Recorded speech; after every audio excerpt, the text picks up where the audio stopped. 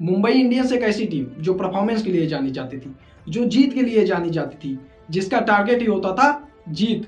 लेकिन पिछले कुछ दिनों से ऐसा कुछ होता हुआ दिख नहीं रहा है।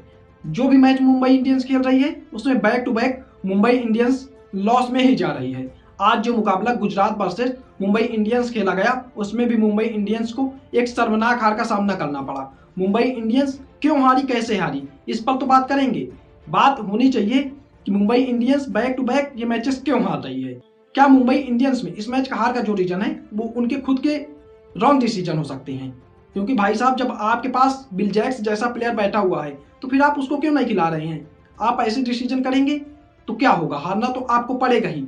भाई साहब, आपके पास विघ्नेश पुथुर जैसा प्लेयर है जिसने अपने पहले मैच में ही तबाही मचा दी थी। आप उसको गेरा के स्क्वाड में नहीं रखते हैं। गेरा के स्क्वाड तो छोड़िए, आप उसको इम्पैक्ट प्लेयर के रूप में भी नहीं रखते हैं। तो फिर उसका भाई साहब जो हर्जाना है उसको तो आपको भुगतना ही पड़ेगा।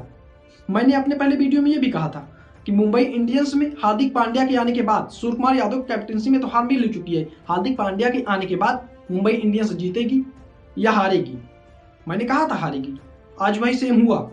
चलो माना मुंबई इंडियंस की हिस्ट्री ही यही रही है कि वो पहला मैच, दूसरा मैच, तीसरा मैच हारते हैं, लेकिन अब वो जमाना चला गया है। अब आपको ज्यादा से ज्यादा जीतें दर्ज करनी ही होंगी। इस मुकाबले की बात की जाए तो एमआई टॉस जीतती है और उन्होंने बॉलिंग करने का डिसीजन लिया, लेकिन कहीं डिसीजन जो उनका था उन पर खुद ही भारी पड़ा। गुजरात टाइटंस की अगर बैटिंग की बात की जाए तो भाई साहब बेस्ट लाजवाब परफॉर्मेंस गुजरात टाइटंस की बैटिंग में दिखा। साई सुदर्शन की बात की जाए तो सुदर्शन ने भाई साहब back to back best performance की। इस मैच में उन्होंने 41 बॉलों पर 64 रन बनाए। कैप्टन साहब गिल की बात करते हैं 27 बॉल 38 रन। जॉस बटलर की बात करते हैं 24 बॉल 39 रन। यही गुजरात टाइटंस का मेन क्या कहते हैं बैटिंग परफॉर्मेंस वाली लाइनअप रही। प्रसिद्ध कृष्णा को हम इस मैच में नहीं भूल सकते हैं, उनकी बात तो हमको करनी ही होगी। 4 over 18 run 2 wicket, best performance उन्होंने इस मैच में की है। हम सिराज की बात करेंगे तो सिराज ने इस मैच में 4 ओवर में 34 रन दिए, 2 विकेट लिया। रबाडा की बात कर लीजिए, 4 ओवर में 42 रन देकर के 1 विकेट उन्होंने लिया। साई किशोर की बात करिए, 4 ओवर में 37 रन देकर के 1 विकेट। ईशांत शर्मा 2 ओवर में 17 रन, विकेट लेस गए, लेकिन भाई साहब इकोनॉमी काफी अच्छी थी।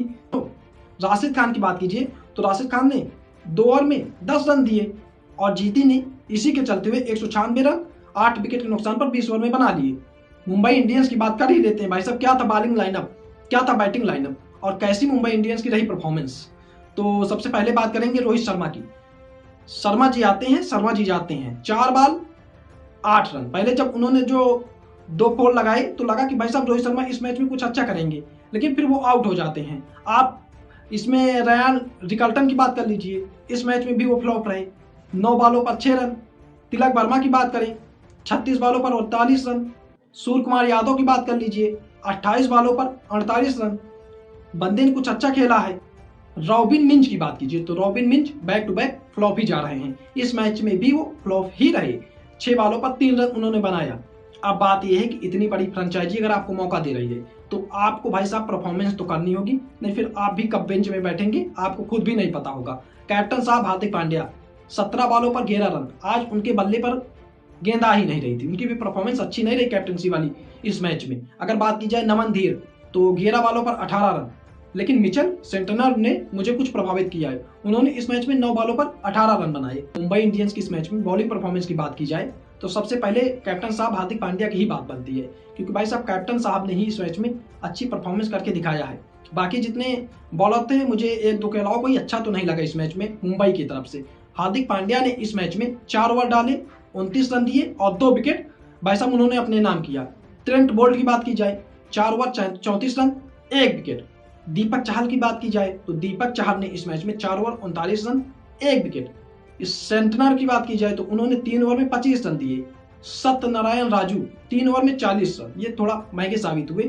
वैसे इतना महंगा भी नहीं कोई साबित हुआ, लेकिन मुंबई इंडियंस की सबसे बड़ी बात जो फ्लॉपनेस का रीजन रहा वो उनकी बैटिंग ही रही। बैटिंग परफॉर्मेंस से ही कहीं ना कहीं इस मैच में मुंबई इंडियंस हारी है। अब क्वेश्चन ये है कि मुंबई इंडियंस अगर ऐसी ही परफॉर्मेंस करती रही तो जो 2024 के सीजन में हुआ है कहीं वो 2025 के सीजन में भी ना हो जाए।